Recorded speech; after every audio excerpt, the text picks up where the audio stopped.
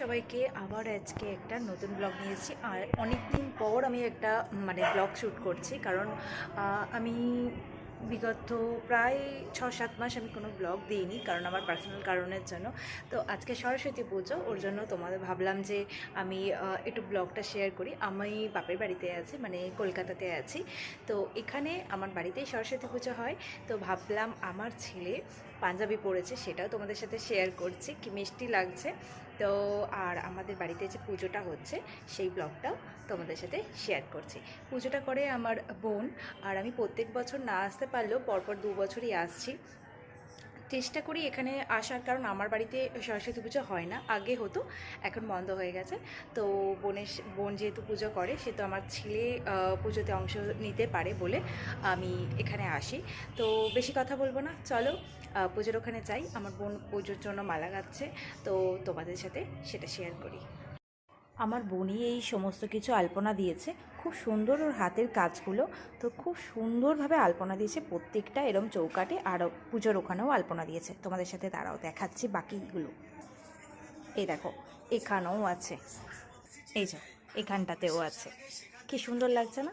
আর এখানে হচ্ছে পুজো, ঘরটা ছোট, বাট এখানে এই যে বোন পুজো করছে। সরি ফার্স্টে ঘরের ঠাকুরকে পুজো দেওয়া হয়েছে, তারপর এই যে এখানে সাজানো হচ্ছে।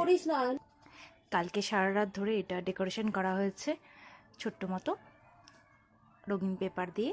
আর এই যে এখানে পুজো করা হয়েছে। এই যে আমার ছেলের প্রথম হাতেখড়ির স্লেট, আর আমার ছেলে কিছু বই দেওয়া হয়েছে, আর এছাড়া খাতাও এখানে দেওয়া হয়েছে।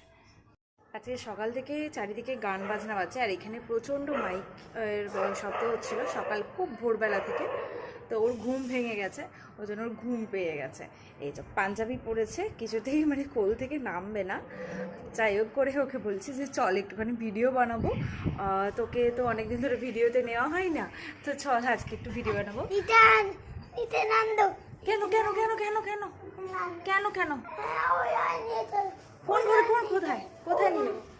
এখানে দেখে বলো কোথায় নিয়ে যাবো, কোথায় নিয়ে যাবো বলো। আচ্ছা, পুজো কমপ্লিট হয়ে গেছে সমস্ত কিছু। আমার সাজানোটা খুব ভালো লেগেছে, রঙিন কাপড়গুলো, এই কাগজগুলো এত ম্যাচ করেছে, খুব সুন্দর লাগছে।